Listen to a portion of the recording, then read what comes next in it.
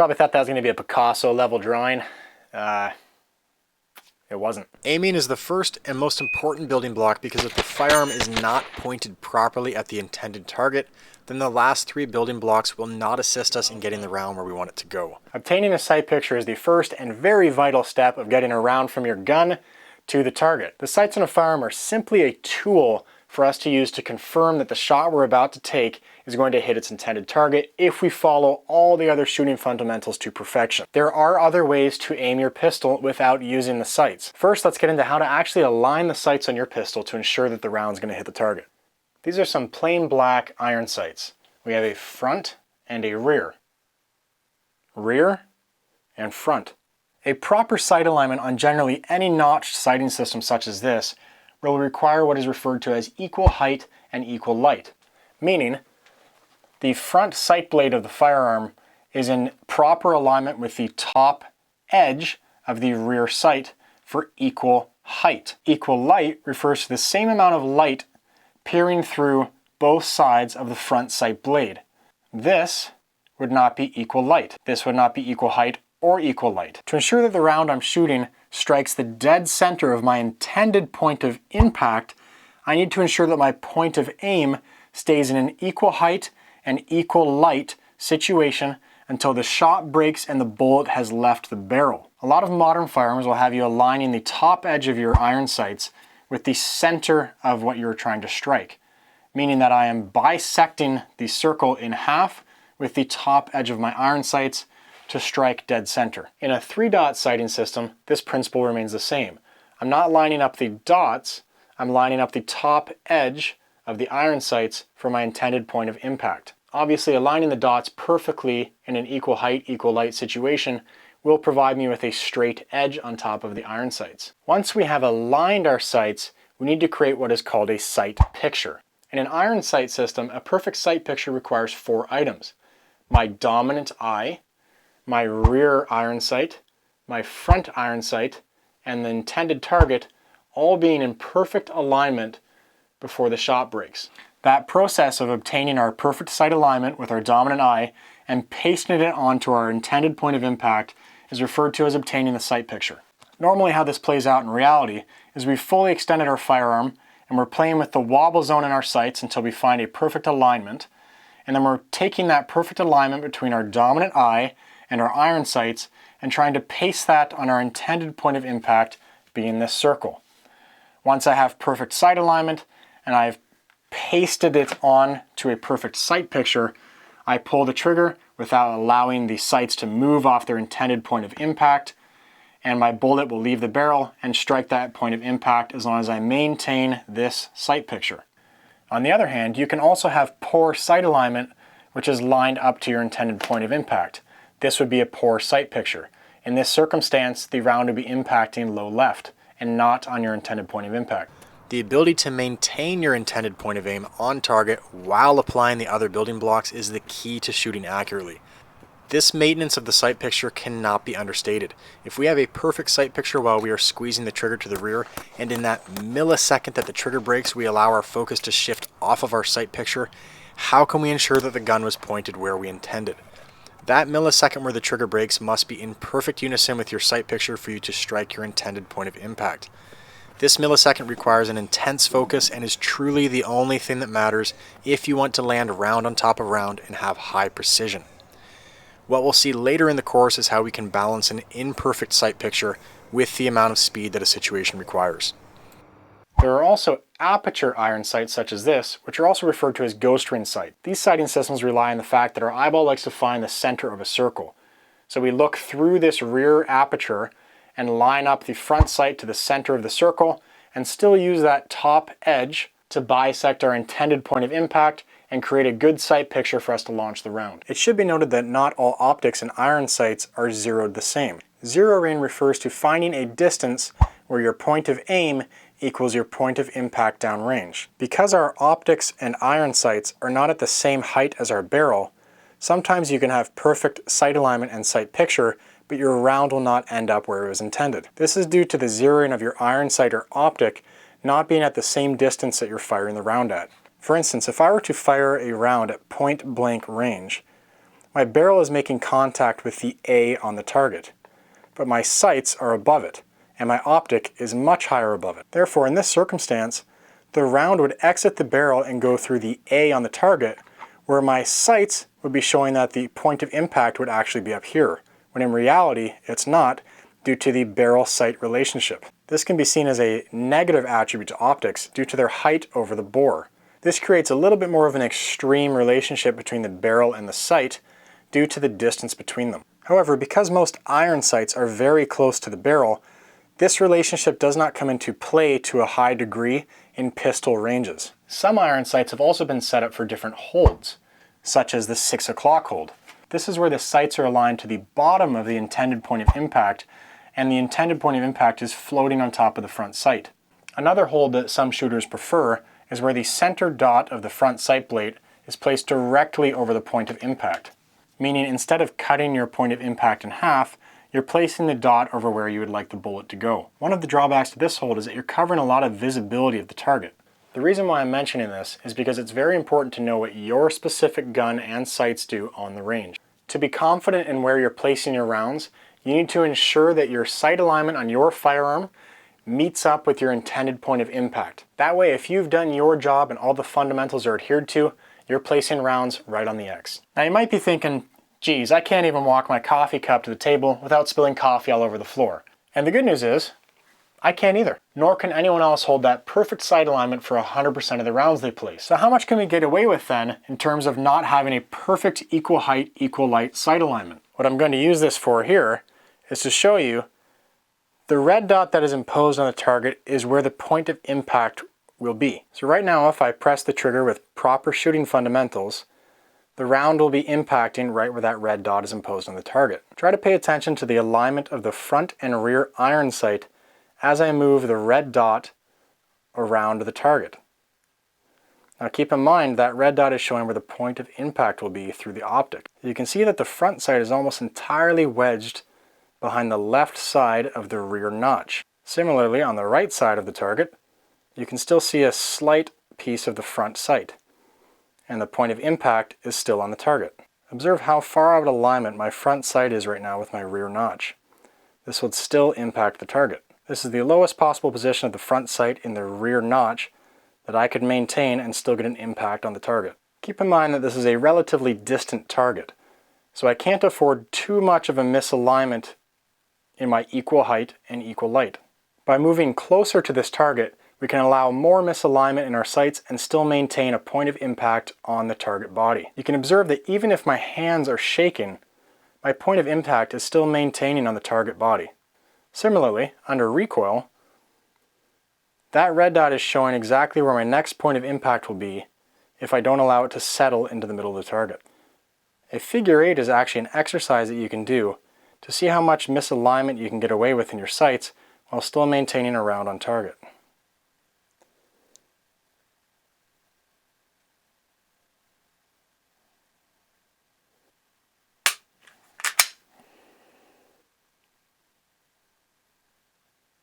This also leads to an interesting distinction between the wobble zone on an optic system and the wobble zone on iron sights. For instance, it's a lot harder for our brain to accept this sight picture on iron sights as opposed to this sight picture on optics. We tend to wait for a more perfect sight picture with iron sights, which can lead to slower shooting. As frustrating as it is on the brain to take a shot with iron sights when your iron sights aren't lined up perfectly, you are likely well within the accepted scoring area and maybe even inside the preferred scoring area depending on the distance. An optic sighting system only requires the shooter to place the dot wherever they would like the point of impact to be on the target. Therefore, your sight picture with an optic is more simple than iron sights.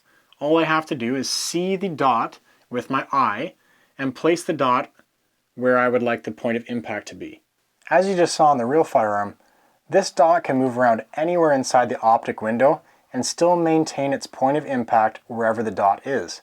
The optic window itself has no relation to where the point of impact will be. Another way to conceptualize this would be to place the red dot on my intended point of impact and then place my gun in a vise. If I look through the optic window from different angles, it would appear that the red dot is moving inside of the optic. However, my intended point of impact is still going to be maintained as the gun is in a vise. A benefit to optics in your pistol is it's much easier to shoot with both eyes open. If you're new to shooting, this is the perfect time to keep both our eyes open at all times, because if we start aligning our sights with that eye closed, this is very difficult to pull out of our body's system once it's ingrained in there. If you are one of those people that have been shooting with one eye closed for a long period of time, or even been training with one eye closed, there is a simple trick to get rid of this. It's an old sniper trick, and you also see this a lot in Olympic shooting. That's to take a pair of glasses and cover your non-dominant eye. If you don't know which one your dominant eye is, make a super cool tactical triangle pyramid, place it over a small object somewhere around you, and once you find that super cool small object in your tiny tactical pyramid, close one of your eyes. If the object stayed in place, that is your dominant eye. For example, the camera lens is inside my tactical triangle pyramid, and I have both my eyes open. If I close my right eye, the camera is no longer inside my tactical triangle pyramid. If I close my left eye, the camera stays inside my tactical triangle pyramid, meaning that my right eye is my dominant eye. If you're having trouble keeping your eyes open and your eyes are fighting for dominance to get that sight picture, take your cool glasses and keeping both your eyes open, practice obtaining a sight picture with both your eyes open underneath the glasses. If you're having trouble with this, wear your special glasses on all your training sessions until your dominant eye can take over with both eyes open. Another interesting thing about our body is if we're going to be shooting with one eye closed, it's actually stressing our open eye. If you're closing your eye multiple times throughout the day, trying to obtain multiple sight pictures, you're actually adding fatigue to your open eye. This is a reason why snipers will twist their scope cap over to block their non-dominant eye to allow them to keep both eyes open with no fatigue. If you're in a shooting position that you have to maintain for a lengthy period of time, you're going to want to maintain both eyes open. If you don't believe me, just try this real quick. Close one of your eyes, and you'll feel the more tension you put in the closed eye, the more your other eye wants to close. Even with my non-dominant eye loosely closed, I can feel the muscles around my open eye starting to tension. The tighter we squeeze our non-dominant eye, the less visual acuity we have in our open eye and the less field of view we have. So not only are you losing 50% of your field of view, but you're also closing your open eye more than you know. You'll also find that people that are opening and closing their eyes multiple times, obtaining sight pictures, get a little bit disoriented as they're moving through positions. Because every time they close and open their non-dominant eye, their brain has to process all this new information it's obtaining every time the eye opens. And if we're training our shooting skills for a real-world application, your body tends to want both eyes open under stress. People with poor or failing vision also tend to prefer optics, and they have a more precise point of aim. For instance, this is a 2 MOA center dot on this optic, meaning it covers 2 inches at 100 yards, whereas a stock Glock front sight covers between 8 to 10 MOA, so 8 to 10 inches depending on the width of your front sight. That aspect alone provides you a more precise aiming point to sink rounds on top of each other, but it also gives your eyes less to look at and less to find when you're starting out. Now, I'm not telling you to go out and buy an optic. If you already have one, fantastic. If you don't, that's totally fine.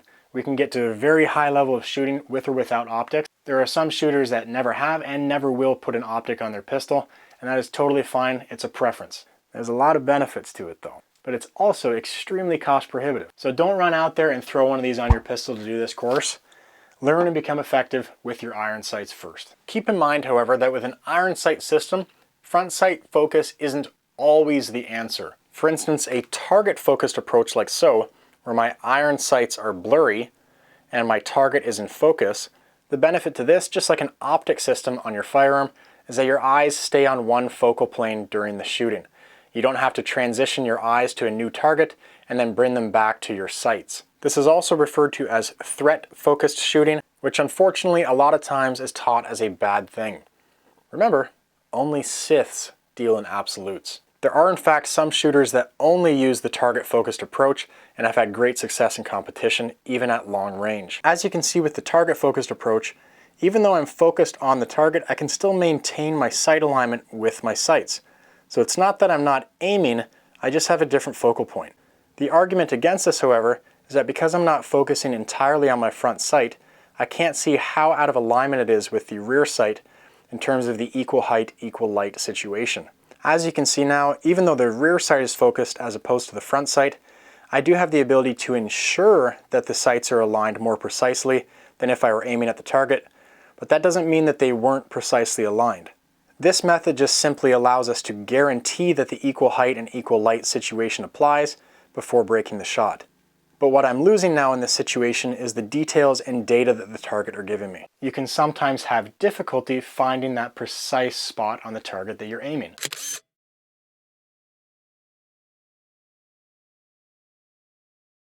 Optics, on the other hand, benefit from target focus.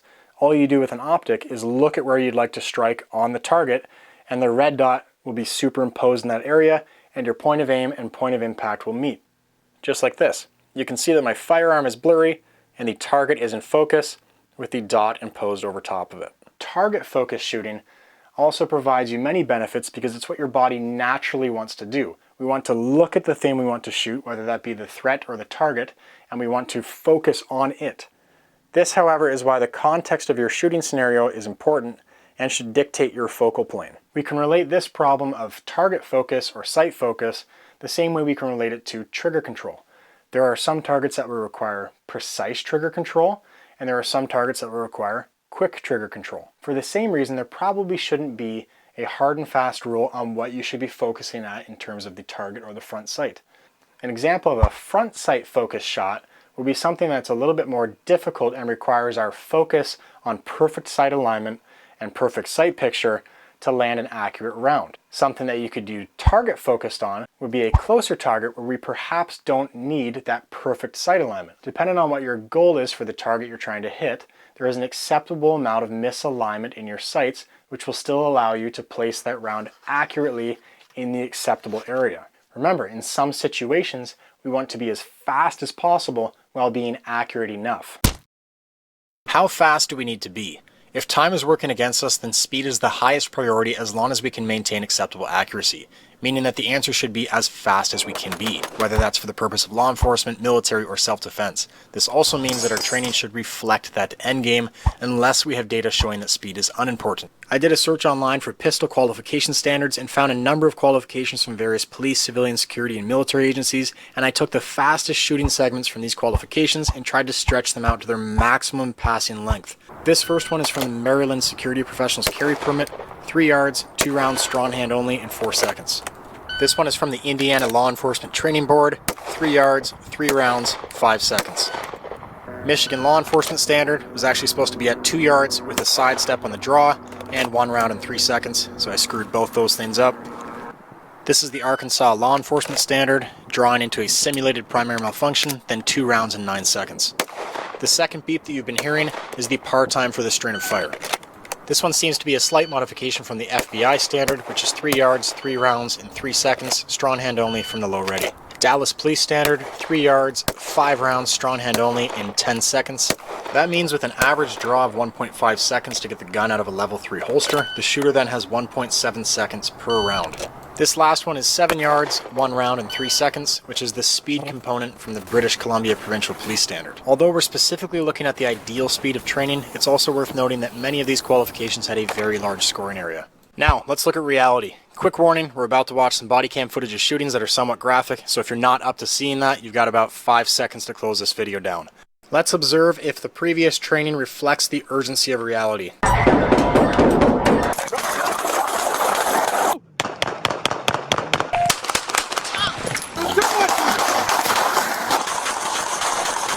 This is in no way a discredit to these officers' abilities to handle these situations. What is apparent is that the standard qualifications aren't setting people up to perform under the speed and urgency of reality. It seems that these incidents push both sides of the conflict to shoot quickly regardless if they've trained for that or not, and regardless if they've returned to a proper sight picture or not. If we take a look at these two clips, the officers want to fire as quick as they can pull the trigger, but their training hasn't prepared them for that. Notice how the firearm does not return to its original point of aim between rounds fired, and the officer is not correcting the point of aim because they likely believe that they are still on target. The reason for this is that there's a disconnect between the brain telling the body to fire the gun and the body's preparedness to do so. Shooting quickly and accurately requires your brain, trigger finger, and sights to be in perfect rhythm with each other and should be only as fast as we can guarantee the hits in these situations. Remember, every shooter is responsible for every round they fire, regardless of the circumstances and however unfair that is to the shooter. With that in mind, speed is still paramount. If we refer to the Greg Ellifrit study, we can see that the fight is normally won by the first person who can place 2 rounds on average anywhere on the body to incapacitate. Meaning, draw speed is absolutely essential, along with placing fast and accurate follow-up rounds if necessary. Further to this, any defensive encounter will have a severe handicap on the person going second, as every quarter of a second that passes could be another bullet in the air in either direction, all while the officer or defender might not have even drawn their firearm yet. We can see that just like the data and the saying goes, most of these occurrences displayed that rule of threes, being 3 seconds, 3 yards, 3 rounds, or more in a lot of these circumstances. In 3 seconds, an untrained shooter could discharge 12 rounds quite easily, and even if they aren't accurate on you yet, the odds aren't in your favor or anyone else's in the area as the time increases. Most skilled shooters could unload an entire magazine or draw, fire, reload, and fire. This isn't to say that these shooters are good, but more so saying that it seems the standards for urgency are lacking when there's this much of a disparity in speed. It's clear that these events happen quick and someone's life could be changed or ended within a split second. It's also unfortunately clear that these same split seconds don't seem to be prioritized in many training standards. The good news is, we're responsible for our own fate and can close that gap of time by increasing the urgency of our training, even if the standards don't follow suit.